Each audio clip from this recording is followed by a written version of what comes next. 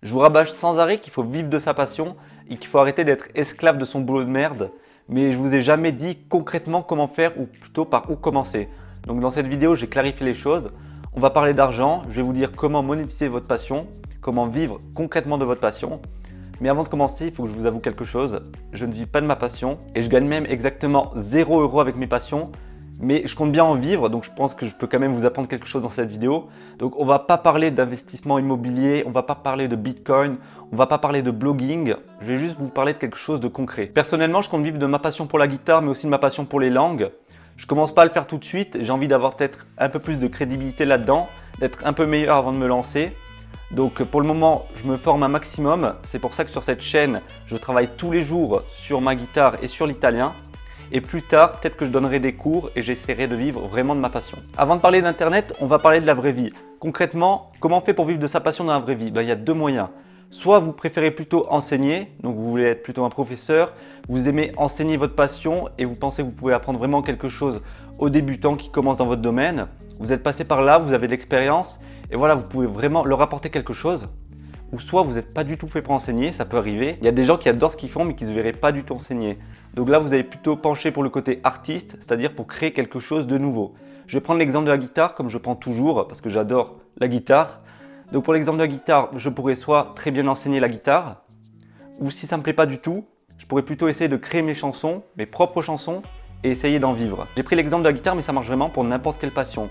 Le seul petit problème, c'est que la guitare, c'est une passion qui est assez répandue. Donc c'est plutôt facile de trouver des gens que ça intéresse, à qui vos cours pourraient potentiellement intéresser ou vos chansons pourraient intéresser.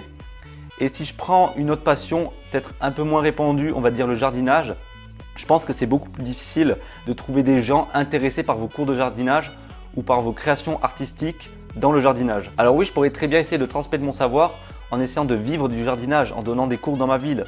Je suis sûr que ça pourrait intéresser pas mal de monde. Mais le problème, c'est que comme j'ai dit, par rapport à la guitare, c'est une passion qui est beaucoup moins répandue, donc ça sera beaucoup plus difficile de trouver des clients potentiels. J'ai pris l'exemple du jardinage comme ça au hasard, mais je vais prendre un tout autre exemple juste pour voir. Donc on va dire que je suis passionné d'écriture et j'adore écrire des romans de science-fiction. Je pourrais très bien donner des cours d'écriture justement sur la science-fiction à des gens potentiellement intéressés dans la ville, ou alors je pourrais essayer d'écrire mon propre roman de science-fiction et en vivre. Mais là encore, faudrait-il que je trouve un minimum de gens intéressés par ce que je fais. Alors oui, vivre de sa passion, c'est tout à fait possible, mais je pense que ça sera plus ou moins difficile en fonction de la passion que vous avez. Comme j'ai dit avant, si vous êtes passionné de guitare, je pense que ça sera beaucoup plus simple que si vous êtes passionné de jardinage. Mais ce qui est génial aujourd'hui avec Internet, c'est que vous pouvez vraiment facilement trouver des communautés de gens qui sont passionnés par la même chose que vous. Et donc ça sera beaucoup plus simple et beaucoup plus facile de trouver des gens intéressés par ce que vous faites, à qui vous pourrez donner des cours, ou des gens qui s'intéresseront à ce que vous créez. Internet, c'est une véritable opportunité pour se lancer. Et ce qui est génial, c'est que même si vous êtes passionné par une passion qui est vraiment peu commune, on va dire, allez, le tricot par exemple, je pense qu'il n'y a pas énormément de monde autour de vous qui sont passionnés par le tricot, mais sur Internet, vous trouverez vraiment facilement d'autres personnes qui adorent le tricot et qui aimeraient apprendre quelque chose de nouveau là-dessus. Comment je peux faire alors pour concrètement vivre de ma passion sur Internet? Donc déjà, je vous ai dit pour commencer qu'on ne va pas parler de blogging, on ne va pas parler de création de formation et de vente de formation. Je vais ici juste vous donner deux sites que je trouve vraiment géniaux pour partager votre passion. Je vous donne ces deux sites, mais il y a beaucoup d'autres. Mais c'est les deux que je trouve vraiment, je trouve juste que ce sont les deux meilleurs. Après, à vous d'aller vous faire votre propre avis.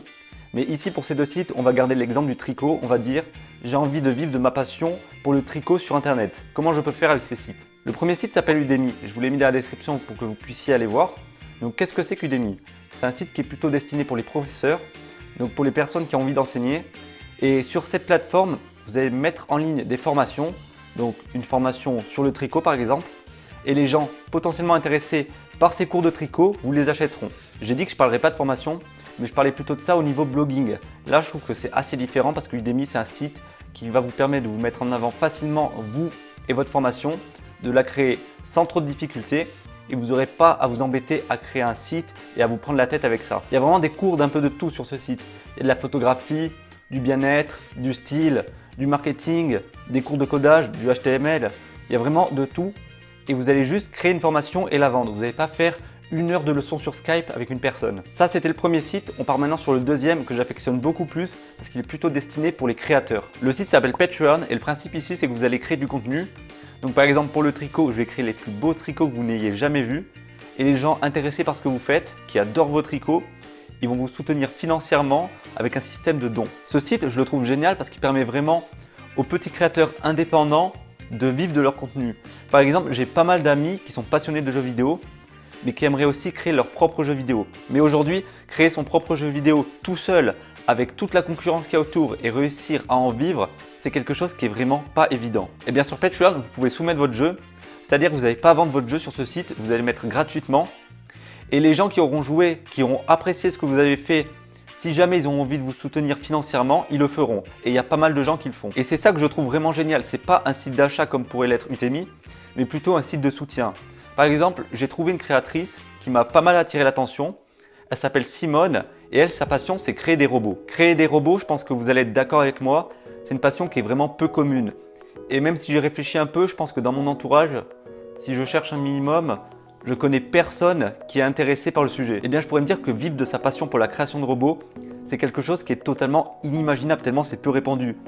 C'est beaucoup trop niché pour que ça puisse intéresser assez de monde pour pouvoir en vivre. Eh bien, elle a lancé son projet sur Patreon et aujourd'hui, elle est l'une des créatrices les plus soutenues du site. Ça montre bien qu'avec Internet, c'est facile de trouver d'autres personnes qui sont passionnées par la même chose que vous et qui pourront potentiellement vous soutenir. Eh bien, je suis désolé, mais j'ai pas trouvé de créateur de tricot sur Patreon. J'ai cherché, mais je pense qu'il doit en avoir sur d'autres sites et qui vivent de leur passion en plus. Mais je suis certain que si demain vous lancez une page Patreon où vous créez des tricots, si jamais vous êtes passionné par ça, vous pourrez facilement en vivre. Maintenant, le seul petit problème qui se pose, c'est que les gens intéressés par ce que vous faites ne vont pas découvrir votre contenu par magie. Il faut essayer de le mettre en avant. Et pour le mettre en avant, le moyen le plus simple, c'est d'utiliser YouTube. La majorité des créateurs de contenu ont une chaîne YouTube pour ça. Il faut que je vous avoue que la création d'audience, c'est vraiment pas mon domaine. Je m'y connais pas suffisamment sur le sujet pour pouvoir vous en parler correctement. Mais je vous invite à aller sur la chaîne de mon ami Cyril, de La Route vers la Liberté, qui lui est spécialiste dans la création de petites audiences. Alors il n'est pas créateur, mais il enseigne aux gens comment passer et surtout comment réussir le concours d'adjoint de sécurité à la police nationale. Il a une petite chaîne YouTube qui compte à peine plus de 200 abonnés et même s'il ne vit pas totalement de sa chaîne YouTube, ça lui permet déjà d'avoir un bon complément de revenus à la fin du mois. Ça montre bien qu'il n'y a pas besoin d'avoir des centaines de milliers d'abonnés pour vivre de son contenu. Il suffit seulement d'avoir une petite audience intéressée par ce que vous faites et que votre contenu soit de qualité. Pour conclure cette vidéo, si jamais l'idée de vivre de votre passion vous a déjà traversé la tête, eh bien n'hésitez pas à vous lancer sur Internet. Ça pourra, et je dirais même, ça va forcément intéresser du monde. Et si vous vous intéressez aussi à la création d'une petite audience pour faire connaître votre contenu, eh bien n'hésitez pas à rejoindre la chaîne de Cyril parce qu'il est beaucoup mieux placé que moi pour en parler. Je vous laisse ici les amis et je vous dis à demain pour la prochaine vidéo. Ciao. Genre tu m'as vu là. C'est YouTube.